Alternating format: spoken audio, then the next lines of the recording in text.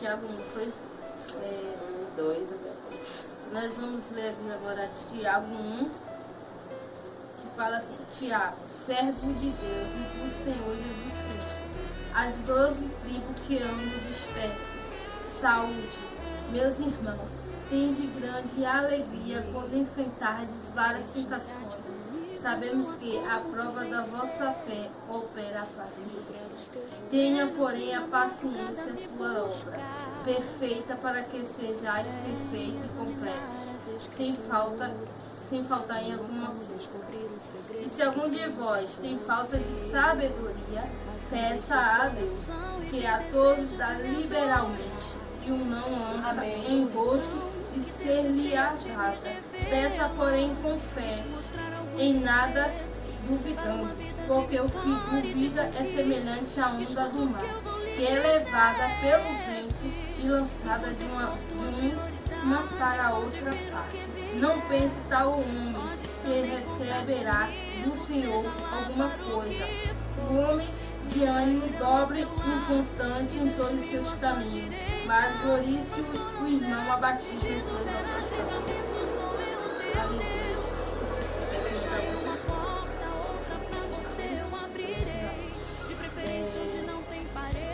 Nós vemos aqui que nós passamos por várias dificuldades. Deus nunca disse para nenhum de nós que nossa vida seria fácil. Mas Ele disse também lá nessa passagem que no mundo nós teríamos sim aflições, mas nós íamos vencer, porque Ele venceu e Ele também nos deu o poder para vencer, poder de pisar na cabeça de escorpião e de serpente. E se a gente está passando por alguma dificuldade, não importa qual seja na hora da saúde, na hora de libertação de algum parente ou na sua própria libertação, que ao invés de nós ficar murmurando ou então contando os nossos problemas para outras pessoas, que nós colocássemos nosso joelho no chão. A passagem fala muito disso. Outras pessoas não vai ter um conselho de vida para dar. O único que vai ter um conselho de vida para dar nas é a Bíblia, é Deus. E se a gente não tem sabedoria para passar por aquele problema, vamos pedir a Deus estratégia, porque Ele vai dar. Ele vai dar, porque é com Ele que nós devemos contar. Ele fala que nós temos que ser dependentes, totalmente dependentes dele, porque é Ele que vai passar por nós. Muitas das vezes a nossa conta com o nosso e ele não, na hora ele não vai ter uma palavra de conforto. Às vezes você está querendo até uma palavra de conforto e ele vai falar uma coisa que vai provocar mais ira ainda de você. Então, em vez de a gente chorar nos pés de um irmão, não estou dizendo que a gente não deve se aceitar com um irmão para contar, mas a gente tem que ver quem é a pessoa que a gente vai contar. Nem todo mundo está apto para ouvir. E a melhor coisa é a gente entregar para Deus mesmo, porque Ele vai saber. Se for alguma coisa, Ele vai fazer para que nós venhamos estar presente na vida dele. Porque o que Deus quer é isso, que a gente se esquece disso. Deus quer que nós sejamos dependentes dele. Nós temos que passar, nós temos que pedir a Deus. Você quer um trabalho, a gente tem que procurar, meter as pernas na rua, isso é para procurar sim. Mas nós temos que orar, pedir a Deus. Deus vai na nossa frente, abre, Senhor Jesus, uma vaga de emprego. Deus, em nome de Jesus, a gente tem que estar sempre apresentando a nossa vida a Deus. Primeiro a gente vai buscar Deus, vai comentar a Deus a situação que nós estamos passando, vai jogar para Ele e Ele vai abrir as portas para nós. Entendeu? Essa passagem fala muito disso, que nós temos, independente do problema, Deus é um Deus de causas impossíveis. Tem coisas que nós temos que fazer, tem atitudes que Deus está esperando que nós venhamos ter. O primeiro de todos é aquela de você morrer para si, para o mundo, se entregar para Ele, aceitar a Ele como o único suficiente salvador da vida dele, e a partir desse momento que você aceita Ele, passar a entregar a sua vida nas mãos dele. Deus, estou aqui, minha vida.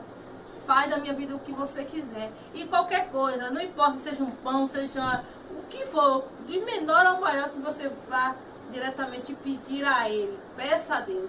Se for sabedoria, peça sabedoria a Deus. Se for capacitação, peça a Deus. Se for uma área, um problema na sua vida que você não consegue, um pecado que você não consegue, como que diz, que é muito grande e você não consegue deixar. Você passa por aquele problema, é uma tentação. Diga, Deus, eu quero te servir, mas essa área aqui está impedindo. Tira de mim, liberta, que Ele vai libertar. Eu falo isso por experiência própria, porque eu passei por isso, e eu pedi a Deus, eu pedia chorando, porque eu queria adorar a Deus, mas essa causa na minha vida não impedia de eu adorar a Deus de verdade, porque Deus fala que nós temos que adorar Ele de todo o coração, de todo o entendimento, de toda a nossa fé. Então nós vamos pedir para Ele que Ele vai sim, não importa o que seja. Às vezes a coisa é tão pequena, você fala, Deus não vai fazer isso não, então eu vou fazer com minhas mãos. Não faça isso. Vá falar com Deus, que Deus vai chegar até você e vai dizer, filha, faça assim, assim, assim. E aí esse problema vai ser resolvido, amém? Amém. Vou deixar uma passagem aqui para a reflexão das irmãs. Amém. O livro de Salmos 25. Que diz assim: A ti, Senhor, elevo a minha alma. Deus meu, em ti confio. Não seja eu envergonhado, nem exultem sobre mim os meus inimigos. Com efeito dos que em ti esperam, ninguém será envergonhado. Envergonhados serão os que sem causa procedem traiçoeiramente. Faze-me, Senhor, conhecer os teus caminhos. Amém. Ensina-me as tuas veredas. Guia-me na tua verdade e ensina-me, pois tu és o Deus da minha salvação, em quem eu espero todo o dia.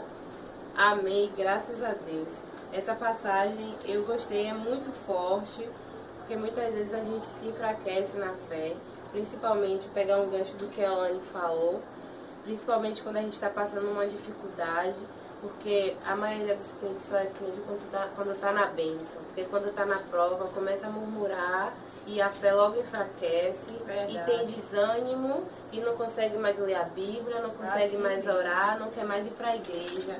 Então a gente tem que estar sempre buscando ao Senhor. Eu sei que é difícil, eu sou prova disso, porque quando a pessoa tem um dia muito cansativo, alguns têm uma vida mais relax, né? Tá em casa, tá desempregado, mas tá em casa. Mas aqueles que está na luta, tá com emprego, tá com tudo lindo, mas está na luta, passando uma perseguição no trabalho, tá passando por um problema com filho, é com família, é com mãe, é com pai, e isso acaba desanimando, você se desestrutura no emprego, você não consegue mais entender a pregação, nada do que você lê entra na sua mente, você dorme e acorda como se Deus nem existisse na sua vida, e no seu subconsciente você acaba culpando Deus porque você está passando por aquela dificuldade. Porque quando você estava na bonança, você glorificava. Mas quando você está na prova, você culpa no seu pensamento. Porque a Bíblia diz que a gente peca até no pensamento. Então não adianta você falar. Você pensando, você já está pecando. Então eu acredito que a gente tem que estar sempre buscando. Eu sei que é difícil, mas a gente tem que tentar. Vá através do louvor, vá através da palavra. Vá conversar com alguém que tenha mais experiência, mais sabedoria, porque Deus fala com a gente até mesmo através de uma criança, uma propaganda que seja. Aí você está ouvindo até uma música do mundo que hoje, graças a Deus, estão colocando versículos bíblicos e Deus está ali falando o tempo todo com a gente, mas a gente está sempre com os ouvidos tapados e os olhos fechados para a gente não enxergar. Então eu acredito que essa palavra é muito forte. Se a gente meditar na palavra, a gente vai ver que o nosso refúgio vai ser sempre o Senhor. Não adianta a gente estar falando com uma amiguinha, com o pastor. 25, Salmo 25. A gente está falando com a amiguinha, com o pastor, nem nada. A gente tem que buscar primeiramente ao Senhor. Eu sou prova disso porque quando não era cristã, Eu passei muita peleja na minha vida e eu levantava de madrugada e eu orava. Eu orava e eu chorei aos pés do Senhor e eu jejuava, eu consagrava. Hoje eu sou cristã, eu não faço quase nada. Glória a Deus. Mas eu tenho consciência disso, então a gente tem que buscar. Então a gente está fazendo esse dia com Deus justamente para a gente estar se fortalecendo, para a gente estar voltando a se chegar mais a Deus. Com certeza, porque ninguém é perfeito, né?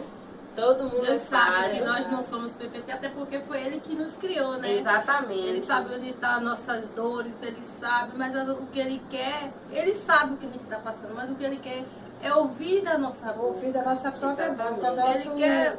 A gente tem que chorar, a gente tem que pedir, voz. a gente tem que suplicar, a gente tem que se prostrar diante dele, porque muita gente não quer nem fazer isso. Verdade. E as pessoas têm que entender que o mundo de hoje é diferente do mundo passado. Tem gente que pega a Bíblia e segue a Bíblia inteira como se fosse o Velho Testamento. O Velho Testamento era no tempo passado, o Novo Testamento já está trazendo para os dias atuais. A gente tem que entender que hoje, apesar de ter muita facilidade no mundo, mas hoje o diabo está atrapalhando mais do que antigamente. Porque o diabo está aqui a todo lado. A droga está assolando, o câncer está assolando, a AIDS está assolando. Você chega hoje nas escolas, as crianças querem matar todo mundo. Hoje não existe mais respeito com pai, com mãe, com filho, com ninguém. Então, eu acho que o momento de hoje ainda é pior do que o passado, porque a gente já tem conhecimento. Antigamente, eu vou dizer só no Brasil, antigamente a gente não tinha conhecimento, mas hoje a Bíblia está para todo mundo ver. As pessoas não querem nem saber a verdade, porque não quer pecar. A própria Bíblia fala que nós cristãos pecamos por falta de conhecimento. Mas por que nós não temos conhecimento? Porque não busca. Porque a gente não busca, porque Deus fala, na própria palavra, Deus fala que se a gente buscar a Ele, buscar-me-ei e me encontrarei, e me achareis quando me buscar de todo o seu coração. Você está buscando a Deus de todo o seu coração? Ou você é meio crente? Uma hora você até vai para a igreja, mas às vezes está ali na igreja e está pensando no seu problema, não se entrega para Deus. E nós temos que, se a gente vai para a igreja, a gente vai com um propósito. Qual é o propósito? É o propósito de adorar a Deus. Deus merece que nós tenhamos um tempo de qualidade. Não é só a gente ir para a igreja. Porque até o diabo vai para a igreja, minha gente. Até o diabo vai para a igreja. A porta da igreja está aberta, entendeu? O que Deus quer é entrar dentro do seu coração e chegar lá e analisar seu coração e ver que seu coração é limpo, seu coração é quebrantado. E se não tiver, Ele vê lá no seu coração um desejo de adorar Ele, desejo de ver que você quer entregar sua vida para Ele. Só que tem várias coisas, diversas dificuldades, diversas, como diz na passagem que eu li, diversas, não é uma nem duas coisinhas pequenas que nós passamos todos os dias. A todos os dias nós matamos um leão, serpente, dragão, o que for, nós matamos. Mas se Deus vê isso, vê essa vontade de você adorar Ele, Ele vai tirar tudo aquilo. Mas também se você permitir, porque Deus não vai... Satanás chega lá, Satanás chega lá destruindo sua vida por completo. Você abre uma brecha desse tamanho, pequenininha, e ele faz uma cratéria. Quando você vê, tá tudo desmoronando por cima da sua cabeça e você fica perguntando o que foi que eu fiz, por que isso aconteceu. Porque a brecha foi Satanás. Você deu alguma brecha pequena, Satanás entrou fazendo tudo. Jesus é diferente. Jesus é um cavaleiro. Jesus é bondade, é amor. Ele vai chegar aqui várias vezes, você bate na porta do seu coração. Ele bate na porta do seu coração. Se você abrir, Ele vai entrar, vai fazer morada, vai te fazer uma nova criatura. Basta você abrir. A gente permitir. Sim. Porque a gente também não pode ser aquele crente hipócrita. Isso. Não, eu sou cristão. Aí você tem que... Ah, não, mas a Bíblia diz que a gente tem que dizimar, a gente tem que ofertar, a gente tem que ir pra igreja assim, só porque a Bíblia está dizendo, não porque você realmente quer. Porque não vai adiantar, irmão. Não vai adiantar. Do seu coração. Não vai adiantar você chegar lá e dar um glória a Deus se for uma farsa. Deus quer que venha de dentro. Não que seja pra ser algo para todo mundo ver. Todo mundo é todo mundo. Deus é Deus. Não adianta você falar uma coisa que Deus sabe que no seu subconsciente você não está a fim de fazer. Então não adianta. Então vai para a igreja, busca no Senhor. Deixa de ir para a igreja atrás de bênçãos materiais. A pessoa, o irmão... a gente vai morrer, mesmo porque a gente vai morrer e vai largar tudo aí. Exatamente, e a gente vai para a igreja...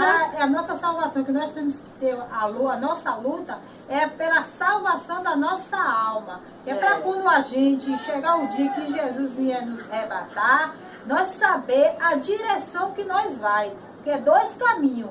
O caminho, o inferno e o céu. E nós temos. Então a gente tem que ter a certeza para onde a gente vai. Se vai para a cidade do Galfo ou se vai para o céu. Aí nós temos que... Aleluia! É isso aí. Nós temos que saber isso aí. A única certeza, porque bens materiais é um caminho que a gente sabe que um dia a gente vai morrer. Um dia a gente vai, nós todos vamos sair desse mundo aqui. Então é a única certeza que nós temos que ter. É essa certeza da nossa salvação, das nossas almas. E outra coisa que eu digo, porque assim, muitas vezes a gente pensa que morreu, acabou. Não é assim. Não é assim. Ah, morreu, acabou. Saiu desse mundo, acabou. Não, gente. Isso aí é o quê? A gente morre. Saindo desse mundo, a gente não morre, a gente se muda. A gente vai se mudar. A gente vai sair dessa terra para ir para outra terra. Essa terra abençoada. Vai fazer uma mudança. E vai para a glória. Vai para a glória. Isso se nós merecermos. Que terra abençoada. Mas se não merecer, simplesmente vai para o inferno. Para a cidade do Galfo. Porque a cidade Então, nós temos que lutar, não é por dinheiro. Porque dinheiro não nos dá salvação.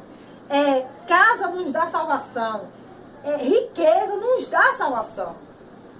Porque, então, a nossa salvação, que só quem nos dá,